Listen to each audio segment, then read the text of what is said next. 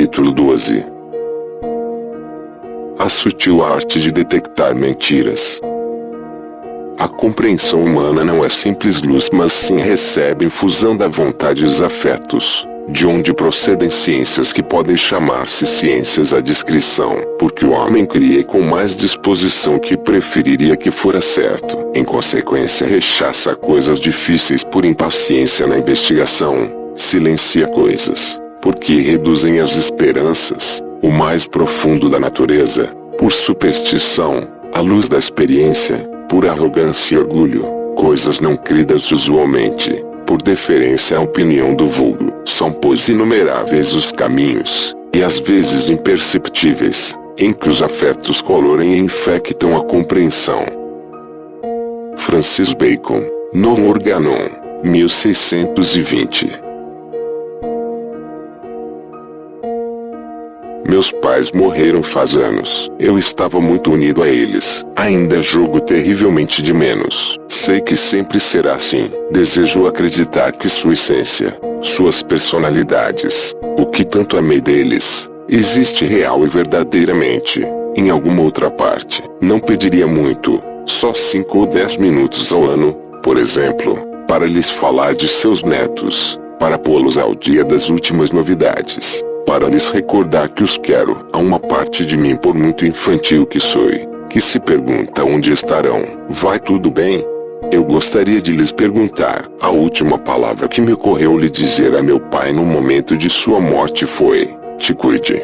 Às vezes sonho que falo com meus pais e, de repente, imerso ainda no funcionamento do sonho, apodera-se de mim a entristecedora constatação de que em realidade não morreram, que tudo foi uma espécie de engano horrível. Enfim, estão aqui, sãs e salvos, meu pai contando piadas más, minha mãe me aconselhando com total seriedade que me ponha um cachecol porque faz muito frio. Quando me acordado empreendo um breve processo de lamentação. Simplesmente, algo dentro de mim se trabalha em excesso por acreditar na vida depois da morte, e não tenho mais mínimo interesse em saber se houver alguma prova contundente de que exista. Assim, não rio da mulher que visita a tumba de seu marido e fala com ele de vez em quando, possivelmente no aniversário de sua morte. Não é difícil de entender, e, se tiver dificuldades com o estado ontológico da pessoa com quem fala,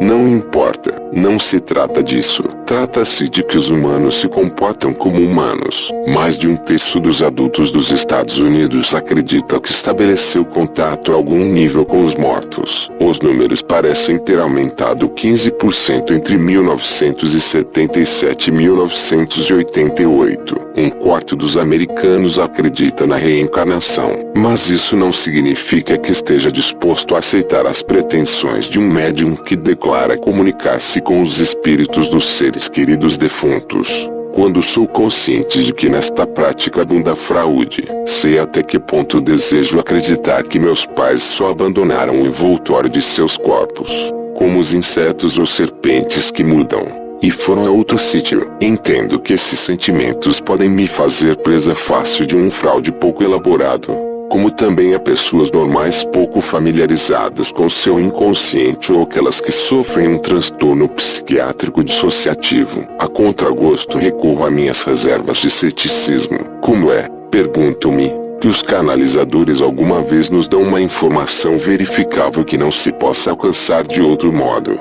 Porque Alexandre Magno alguma vez nos fala da localização exata de sua tumba, Fermat de seu último teorema, John Wilkes Booth a conspiração para assassinar Al Lincoln ou Irmã Göring do incêndio do Reichstag? Por que Sófocles, Demócrito e Aristarco não nos ditam seus livros perdidos? Acaso não desejam que as gerações futuras tenham acesso às suas obras professoras? Se se anunciasse alguma prova consistente de que há vida depois da morte, eu a examinaria ansioso, mas teria que tratar-se de dados científicos reais, não meramente anedóticos, como com a face de Marte e as abduções como extraterrestres. Repito que é melhor a verdade, por dura que seja, que uma fantasia consoladora, e, na hora da verdade, os fatos revistam ser mais reconfortantes que a fantasia. A premissa fundamental da canalização, o espiritualismo e outras formas de necromancia é que não morremos quando morremos. Não exatamente. Alguma parte do pensamento, dos sentimentos e da lembrança continua. Este o que seja uma alma ou espírito, nem matéria nem energia, a não ser algo mais, pode, nos diz, voltar a entrar em corpos de humanos e outros seres no futuro, e assim a morte já não é tão aguda. O que é mais, se as opiniões do espiritualismo ou canalização são certas, temos a oportunidade de estabelecer contato com nossos seres queridos falecidos. J.Z. Knight, do estado de Washington, afirma que está em contato com alguém de 35 mil anos de idade chamado Hanta. Fala muito bem o inglês, através da língua, os lábios e as cordas vocais do Knight, produzindo o que me soa como um acento do rajíndio, como a maioria da gente sabe falar, e muitos desde meninos até atores profissionais, têm um repertório de vozes às suas ordens. A hipótese mais singela é que a senhora Knight faz falar com a Hanta por sua conta e não tem contato com entidades materiais da era glacial do Pleistoceno. Se houver alguma prova do contrário, eu adoraria ouvi-la. Seria bastante mais impressionante que Hanta pudesse falar por si mesmo, sem a ajuda da boca da senhora Knight. Se não, como poderíamos comprovar a afirmação? A atriz Shirley MacLaine testemunha que Hanta era seu irmão na Atlântida, mas essa é outra história. Suponhamos que pudesse submeter-se a Hanta a um interrogatório. Poderíamos verificar que é quem diz ser. Como sabe que viveu 35.000 anos? Embora seja aproximadamente, que calendário emprega? Quem mantém o fio dos séculos intermédios? 35 mil mais ou menos o que? Como eram as coisas faz 35.000 anos? Ou Hanta tem realmente 35.000 anos? Em cujo caso descobrimos algo sobre aquela época? Ou é um farsante colocar a pata? Embora em realidade será ela quem o faça. Onde vivia Hanta? Sei que fala inglesa com acento índio, mas onde falavam assim faz 35.000 anos. Que clima havia? O que comia Hanta? Os arqueólogos têm alguma ideia do que comia então a gente? Quais eram as línguas indígenas e a estrutura social? Com quem vivia Hanta? Esposa, algemas, filhos, netos? Qual era o ciclo de vida?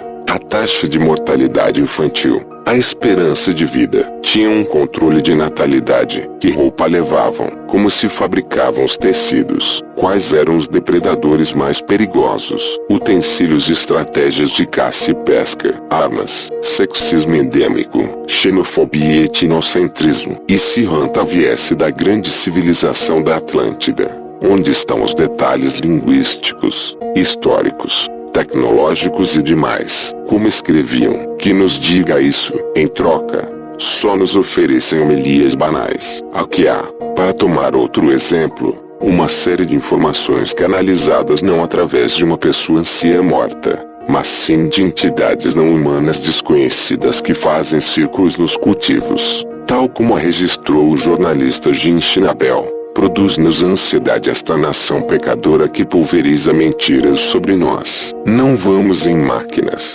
Não aterrissamos em sua terra em máquinas. Vamos como o vento. Somos a força de vida que procede da terra. Venham. Estamos só a um sopro de ar. A um sopro de ar. Não a 1 milhão de quilômetros. Uma força de vida que é maior que as energias de seu corpo. Mas nos encontramos em um nível de vida superior. Não necessitamos nome. Somos paralelos a seu mundo. Junto a seu mundo, os muros têm cansado. 2 homens se levantarão do passado. O grande urso. O mundo estará em paz. A gente disposta atenção a essas fantasias pueris, sobretudo porque prometem um pouco parecido à religião de outros tempos. Especialmente vida depois da morte. Inclusive vida eterna. Um panorama muito diferente de um pouco parecido à vida eterna é o que propôs em uma ocasião o versátil cientista britânico J.B.S. Haldane que, entre muitas outras coisas, foi um dos fundadores da genética de populações. Haldane imaginava um futuro longínquo no que as estrelas se teriam apagado e o espaço estaria cheio principalmente de gás frio e pouco denso. Entretanto, se esperarmos o suficiente, produzir-se-ão flutuações estatísticas na densidade deste gás. Durante imensos períodos de tempo, as flutuações serão suficientes para reconstituir um universo parecido ao nosso. Se o universo for imensamente velho, haverá um número infinito de reconstituições assim, assinalava Aldani. Assim, em um universo imensamente velho com um número infinito de aparições de galáxias, estrelas, planetas e vida, deve reaparecer uma Terra idêntica em que nos reuniremos com nossos seres queridos. Poderei voltar a ver meus pais e lhes apresentar aos netos que nunca conheceram. E tudo isso não ocorrerá uma vez, a não ser um número infinito de vezes. De algum modo, entretanto, isso não chega a oferecer o consolo da religião, se nenhum de nós vai ter nenhuma lembrança do que ocorreu esta vez, do tempo que estamos compartilhando o leitor e eu. As satisfações da ressurreição corporal soam ocas, ao menos a meus ouvidos. Mas nesta reflexão subvalorizei o que significa a infinidade. No quadro do Aldani haverá universos, certamente um número infinito deles, no que nossos cérebros terão uma lembrança plena de muitos combates prévios. A satisfação está a nosso alcance, embora temperada pela ideia de todos os outros universos que também entrarão em existência. Novamente, não há a não ser um número infinito de vezes, com tragédias e horrores que superarão em muito tudo o que experimentamos esta vez. A consolação do Aldani depende, entretanto, do tipo de universo em que vivemos, e possivelmente de ocultos tais como ser bastante matéria para investir a expansão do universo e o caráter das flutuações do vazio. Os que têm um desejo profundo de vida depois da morte podem dedicar-se, por isso parece, à cosmologia, à gravidade quântica, à física das partículas elementares e à aritmética transfinita. Clemente da Alexandria, pai da primeira igreja, em sua exortação aos gregos, escrita ao redor do ano 190, desprezava as crenças pagãs com palavras que hoje poderiam parecer um pouco irônicas. Longe estamos certamente de permitir que homens adultos escutem este tipo de contos, nem sequer quando nossos próprios filhos choram lágrimas de sangue. Como diz o refrão, temos o hábito de lhes contar histórias fabulosas para acalmá-los. Em nossa época temos critérios menos severos. Falamos com os meninos de Papai Noel e o Mickey Mouse por razões que acreditam emocionalmente sólidas, mas os desenganamos desses mitos antes de fazer-se maiores. Por que nos retratar? Porque seu bem-estar como adultos depende de que conheçam o mundo como realmente é. Preocupam-nos, e com razão, quão adultos ainda acreditam em Papai Noel. Nas religiões doutrinais, os homens não ousam reconhecer, nem sequer ante seu próprio coração, escrevia o filósofo Davi Hume, as dúvidas que abrigam sobre esses temas, convertem em mérito a fé implícita, e dissimulam ante eles mesmos sua infidelidade real através das mais fortes asseverações e a intolerância mais positiva. Esta infidelidade tem profundas consequências morais, como escreveu o revolucionário americano Tom Paine na Idade da Razão. A infidelidade não consiste em acreditar ou não acreditar, consiste em professar que se crê o que não se crê. É impossível calcular o prejuízo moral, se me permite expressá-lo assim, que produziu a mentira mental na sociedade, quando o homem corrompeu e prostituiu de tal modo a castidade de sua mente para submeter sua profissão de fé a algo que não crê, pôs-se em condições de cometer qualquer outro crime. A formulação do T.H. Ushey era: a base da moralidade é deixar de simular que se crie aquilo do que não há provas e de repetir propostas ininteligíveis sobre coisas que superam as possibilidades do conhecimento. Clemente, Hume, Paine e Ushey falam de religião, mas grande parte do que escreveram tem aplicações mais gerais. Por exemplo, a onipresente chateio dos anúncios que dominam nossa civilização comercial. Há uns anúncios de aspirina nos que os atores que fazem de médicos revelam que o produto da competência só tem tal quantidade do ingrediente analgésico mais recomendado pelos médicos. Não dizem qual é este misterioso ingrediente. Seu produto, em troca, tem uma quantidade espetacularmente maior, de 2 a 2 vezes mais por tablete, Por isso terá que comprá-lo. Mas por que não tomar 2 pastilhas da competência? Ou consideremos o analgésico que funciona melhor que o produto de efeito regular da competência?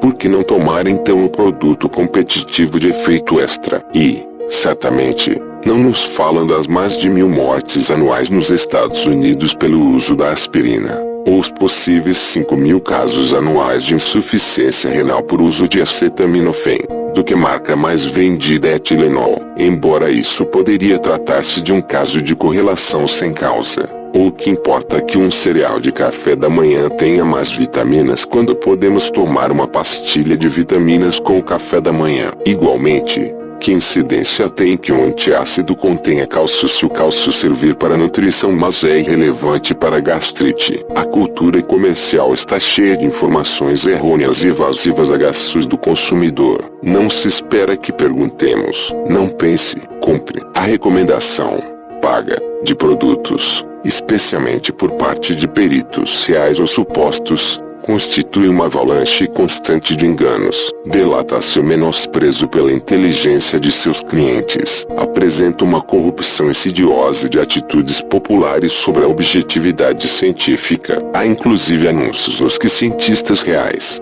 alguns de distinção considerável, aparecem como cúmplices das empresas. Eles revelam que os cientistas também são capazes de mentir por dinheiro, como advertiu Tom Paine. Acostumar-se às mentiras põe os alicerces de muitos outros males. Tenho diante de mim enquanto escrevo o programa de uma das exposições de vida-ação que se celebram anualmente em São Francisco. Como é de rigor, assistem dezenas de milhares de pessoas. Peritos altamente questionáveis vendem produtos altamente questionáveis. E aqui algumas apresentações. Como produzem dor e sofrimento as proteínas bloqueadas no sangue. Cristais. São talismãs ou pedras? Eu tenho minha própria opinião. Segue. Do mesmo modo que um cristal reflete ondas de som e de luz para a rádio e esta televisão é uma interpretação áspera e insípida de como funcionam a rádio e a televisão, também pode amplificar as vibrações espirituais para os humanos harmonizados. Ou aqui a outra, retorno da deusa, ritual de apresentação. Outro, sincronização. A experiência do reconhecimento.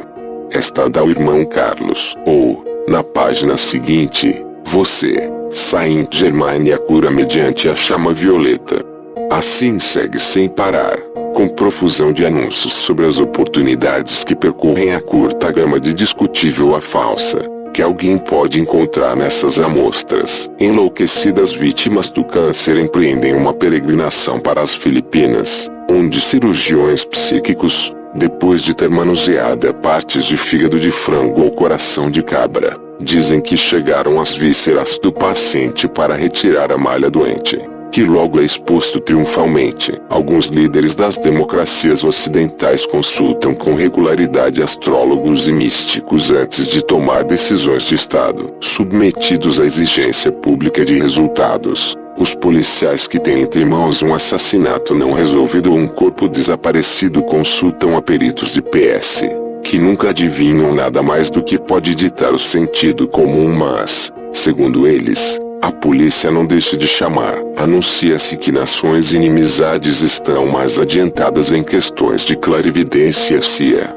por insistência do Congresso, investe dinheiro público para descobrir se podem localizar-se submarinos nas profundidades oceânicas, concentrando o pensamento neles. Um psíquico armado com pêndulos sobre uns mapas e varinhos de exaurinos aviões, pretende encontrar novos depósitos de minerais. Uma companhia mineira australiana lhe paga uma grande quantidade de dólares de entrada, que não deverá devolver em caso de fracasso, e uma participação na exploração do mineral em caso de êxito. Não tira o chapéu nada. Estátuas do Jesus ou murais da Maria mostram manchas de umidade, e milhões de pessoas de bom coração estão convencidas de ter visto um milagre. Todos esses são casos de mentira presumida ou demonstrado. Aparece um engano, às vezes inocentemente mas em colaboração, às vezes com cínica premeditação. Normalmente a vítima se vê submetida a fortes emoções, maravilha, temor, avareza, pesar. A aceitação crédula de uma mentira pode lhe custar dinheiro, Isso é o que queria dizer P.T. Barnum quando disse: nasce um idiota a cada minuto. Mas pode ser muito mais perigoso que isso quando os governos e as sociedades perdem a capacidade de pensar criticamente, os resultados podem ser catastróficos. Por muito que sintamos pelos que têm cansado no engano, em ciência, podemos começar com resultados experimentais, dados, observações, medidas, feitos. Inventamos, se pudermos, toda uma série de explicações possíveis e confrontamos sistematicamente cada explicação com os fatos. Ao longo de sua preparação se proporciona aos cientistas uma equipe de detecção de mentiras. Esta equipe se utiliza de maneira natural sempre que se oferecem novas ideias à consideração. Se a nova ideia sobreviver ao exame com as ferramentas de nossa equipe, concedemos uma aceitação cálida, embora provisório, se você o desejar. Se não querer comprar mentiras, embora seja tranquilizador fazê-lo, pode tomar algumas precauções. Há um método ensaiado e certo, provado pelo consumidor, do que consta a equipe de ferramentas para o pensamento cético. O pensamento cético é simplesmente o meio de construir e compreender um argumento raciocinado especialmente importante.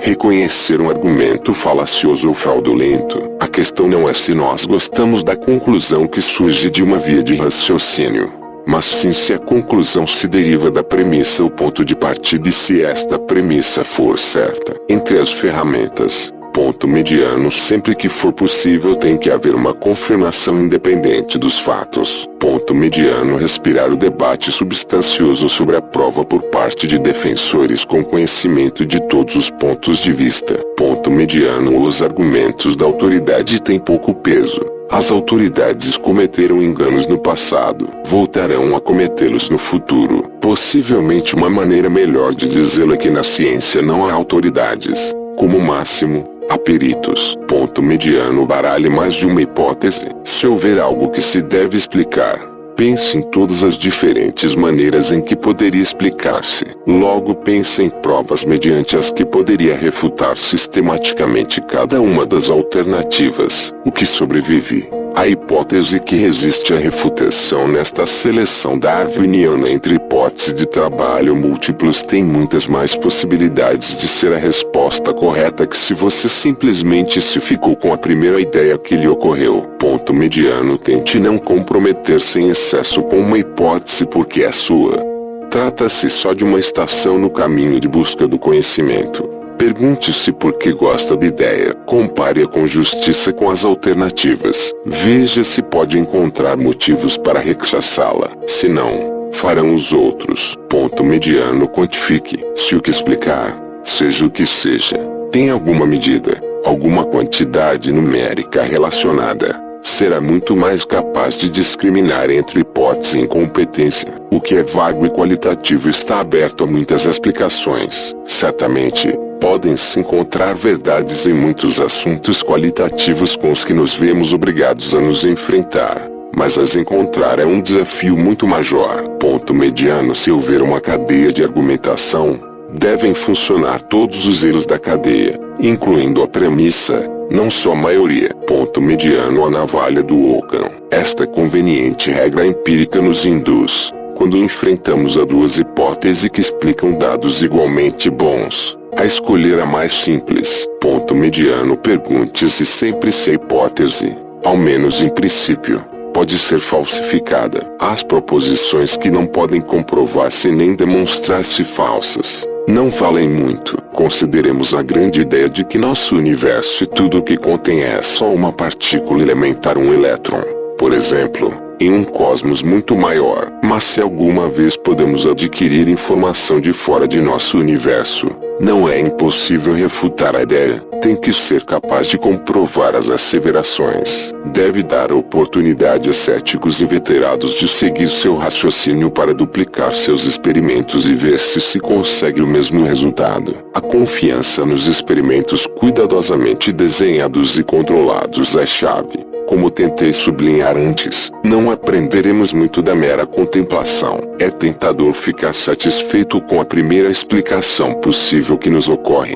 Alguém é muito melhor que nenhuma, Mas o que ocorre quando inventamos várias? Francis Bacon proporcionou a razão clássica. Pode ser que a argumentação não baste para o descobrimento de um novo trabalho, porque a sutileza da natureza é muitas vezes maior que a do argumento. Os experimentos de controle são essenciais. Se, por exemplo, disse que uma medicina nova cura uma enfermidade em 20% dos casos, devemos nos assegurar de que uma população de controle que toma uma pastilha de açúcar que os pacientes acreditam que poderia ser o novo medicamento não experimente uma remissão espontânea da enfermidade em 20% dos casos. Devem separá-las variáveis. Suponhamos que você está enjoado e lhe dão um bracelete de metal e 50 mg de dimenidrinato. Descobre que lhe desaparece o mal-estar. O que foi? O bracelete ou a pastilha? Só pode sabê-lo se a vez seguinte tomar uma coisa e não outra e se enjoa. Agora suponhamos que você não tem tanta devoção pela ciência para permitir-se estar enjoado. Então não separará as variáveis. Tomará os dois remédios de uma vez. Conseguiu o resultado prático desejado. Poder-se-ia dizer que não lhe merece a pena a moléstia de conseguir mais conhecimentos. Frequentemente o experimento deve ser de dobro cego a fim de que os que esperam um descobrimento determinado não estejam na posição potencialmente comprometedora de avaliar os resultados. Quando se prova uma nova medicina, por exemplo, possivelmente se queira que quando médicos determinam que sintomas dos pacientes se viram aliviados não saibam que pacientes receberam um novo fármaco. O conhecimento poderia influir em sua decisão, embora só fora inconscientemente. Em troca, a lista dos que experimentaram remissão de sintomas pode comparar-se com a dos que tomaram um novo fármaco, realizada cada uma com independência. Então se pode determinar que correlação existe, ou quando há um reconhecimento policial ou uma identificação de foto, o oficial responsável não deveria saber quem é o principal suspeito,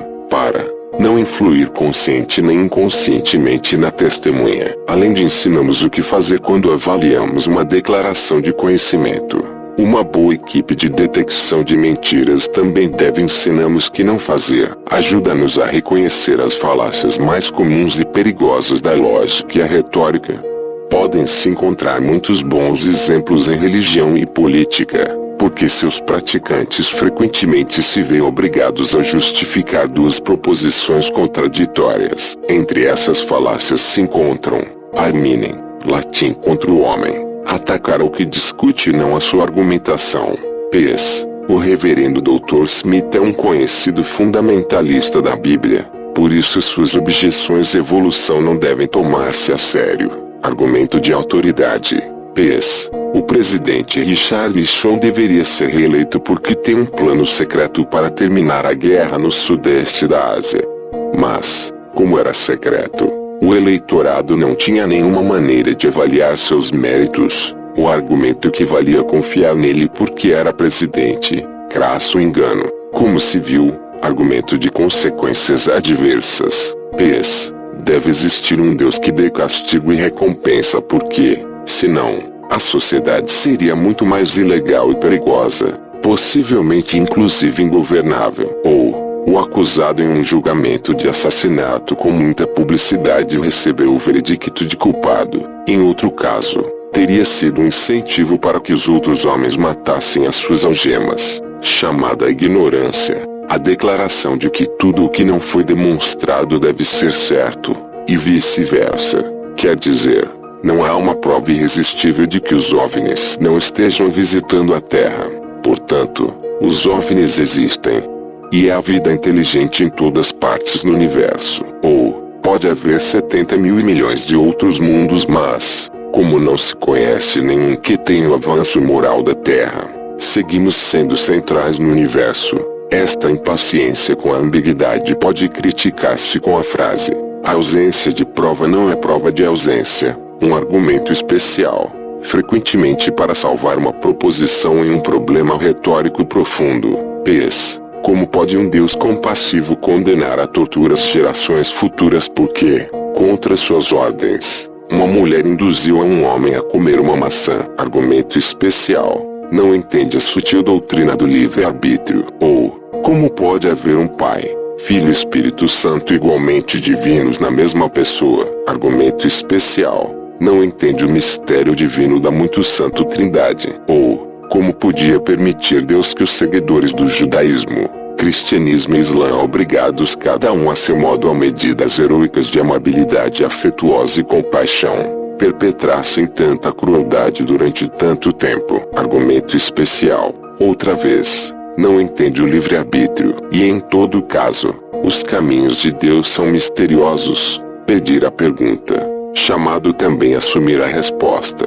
PS. Devemos instituir a pena de morte para desalentar o crime violento, mas se reduz a taxa de delitos violentos quando se impõe a pena de morte. Ou, o mercado de ações sofreu ontem uma queda devido a um ajuste técnico e a retirada de benefícios pelos investidores.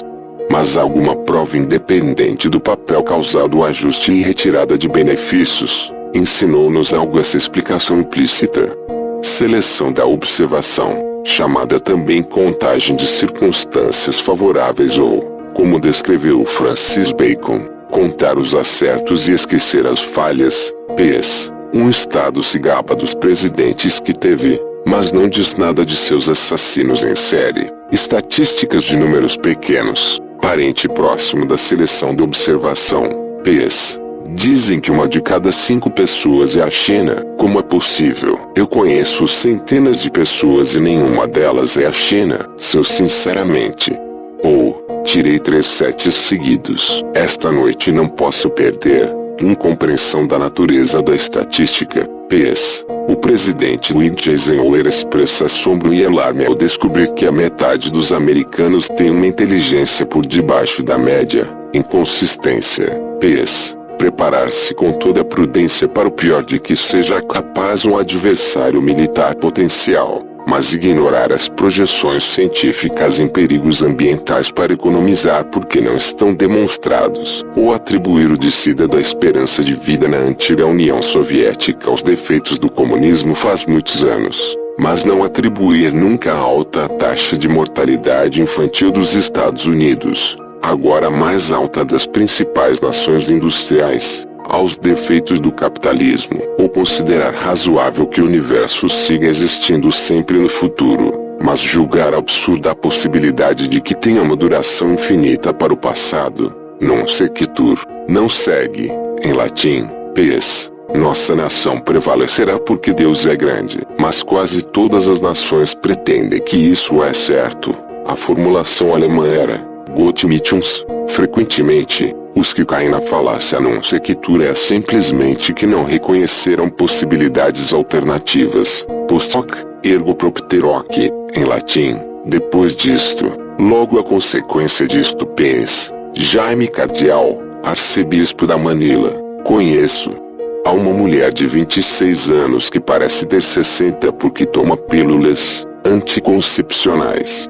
Ou, quando as mulheres não votavam, não havia armas nucleares. Pergunta sem sentido. PS. O que ocorre quando uma força irresistível se choca com um objeto imóvel? Mas se existir algo assim como uma força irresistível, não pode haver objetos imóveis. E vice-versa. Exclusão do meio ou falsa dicotomia.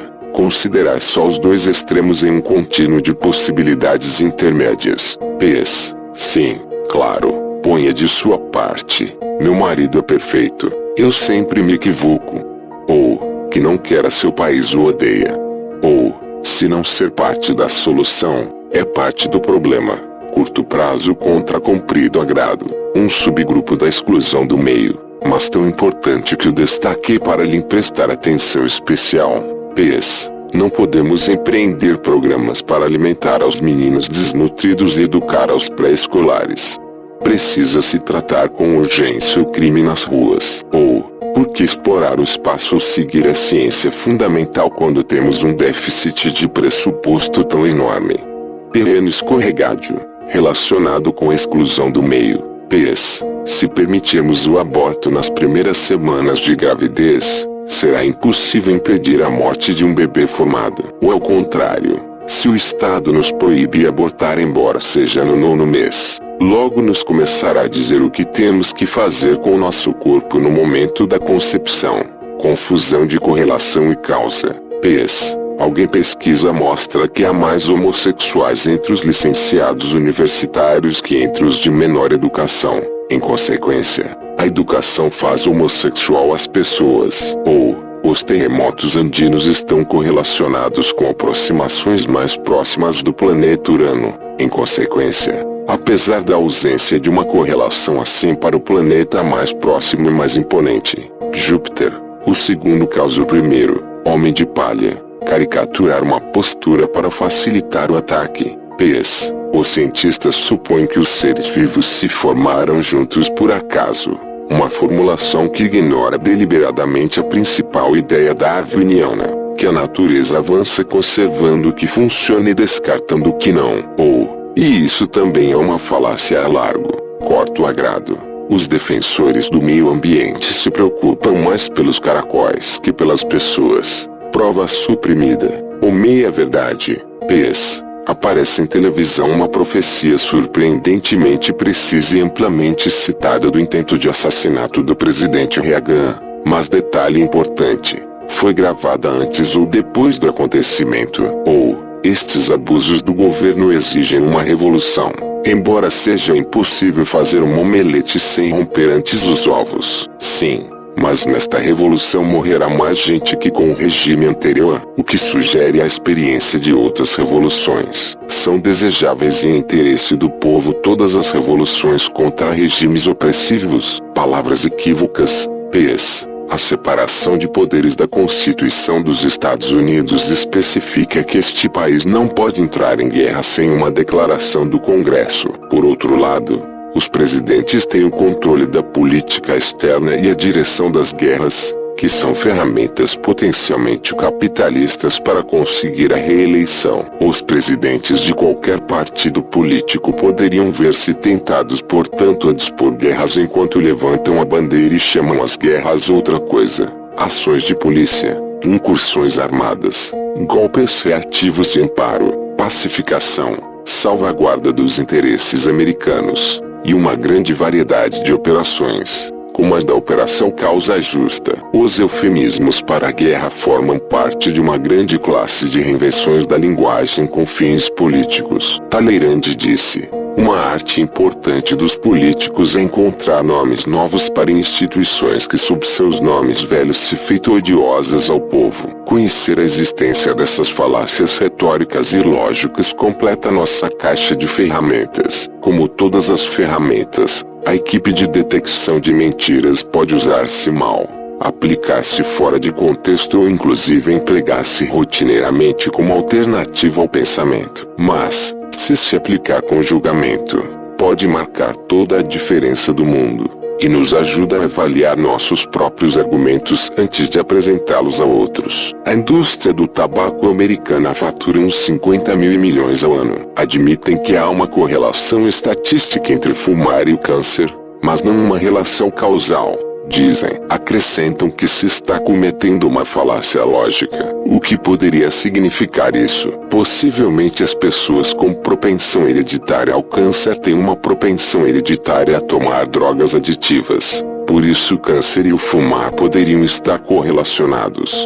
Mas o câncer não seria provocado por fumar. Podem inventar-se relações cada vez mais inverossímeis deste tipo. Esta é exatamente uma das razões pelas que a ciência insiste nos experimentos de controle. Suponhamos que pintamos os lombos de grande número de ratos com alcatrão de cigarro e fiscalizamos também a saúde de grandes números de ratos quase idênticos que não foram pintados. Se o primeiro grupo contrair câncer e o segundo não, pode-se estar bastante seguro de que a correlação é causal. Se se inalar fumaça de tabaco, a possibilidade de contrair câncer aumenta. Não se inala, e a taxa se mantém ao nível básico. O mesmo ocorre com o enfisema, a bronquite e as enfermidades cardiovasculares. Quando em 1953 se publicou o primeiro trabalho na literatura científica que demonstrava que quando se pintam as substâncias do cigarro nos lombos de roedores produzem resultados malignos, câncer, a resposta das 6 principais companhias de tabaco foi iniciar uma campanha de relações públicas para impugnar a investigação.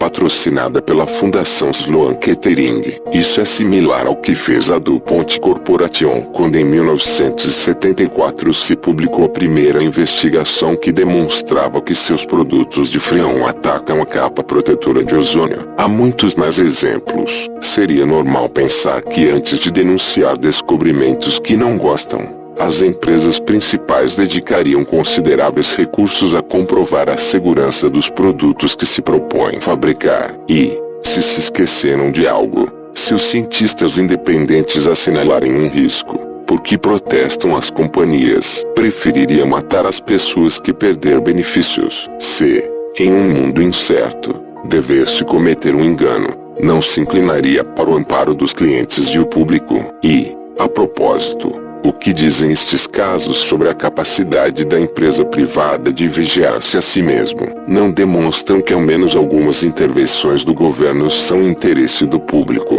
Um relatório interno de 1971 da Brown & Williamson Tobacco Corporation enumera como objetivo corporativo eliminar da mente de milhões de pessoas a falsa convicção de que fumar cigarros causa câncer de pulmão e outras enfermidades. Uma convicção apoiada em presunções fanáticas, rumores falaciosos, denúncias sem fundamento e conjecturas de oportunistas em busca de publicidade, se queixando do ataque incrível, sem precedentes e infame contra o cigarro, que constitui a maior difamação e calúnia que se perpetrou jamais contra um produto na história da Uber empresa. Uma difamação criminal de proporções e implicações tão importantes que alguém se pergunta como uma cruzada de calúnias pode reconciliar-se.